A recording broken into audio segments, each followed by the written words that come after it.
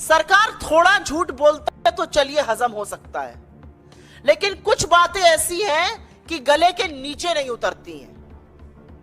अब लगातार सरकार का नीति आयोग इस देश को और दुनिया को यह समझाने पर, यह सिद्ध करने पर तुला हुआ है कि नरेंद्र मोदी सरकार ने गरीबी का सफाया कर दिया है।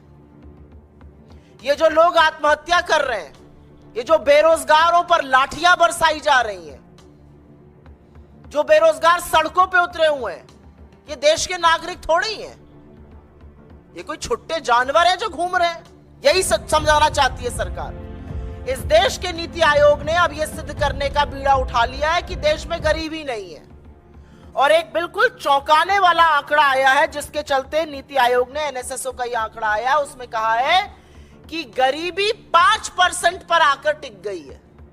5% पर गरीबी आ गई है, मतलब अब सिर्फ 7 करोड़ लोग गरीब है, बाकी माला माल है।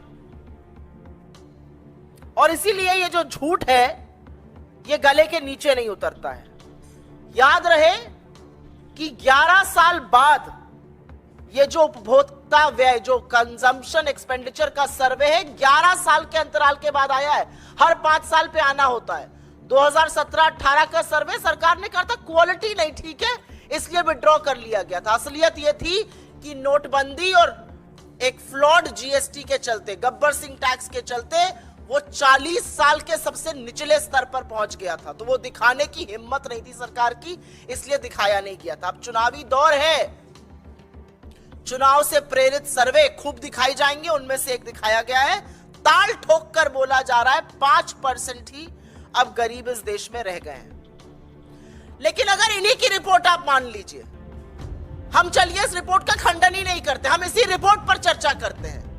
इसी रिपोर्ट की बाल की खाल अगर खोलने पे आ जाए तो देखिएगा असलियत क्या है। असलियत यह है कि इस देश के सबसे गरीब 5% लोग अपनी दिन की गुजर बसर सिर्फ और सिर्फ 46 रुपए रोजाना पर कर रहे हैं। उसमें उनका भोजन है, उसमें रोटी, कपड़ा, दवाई, पढ़ाई जैसी चीजें हैं।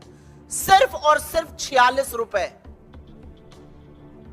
यह असलियत है अगर इस सर्वे के मुताबिक ही चला जाए।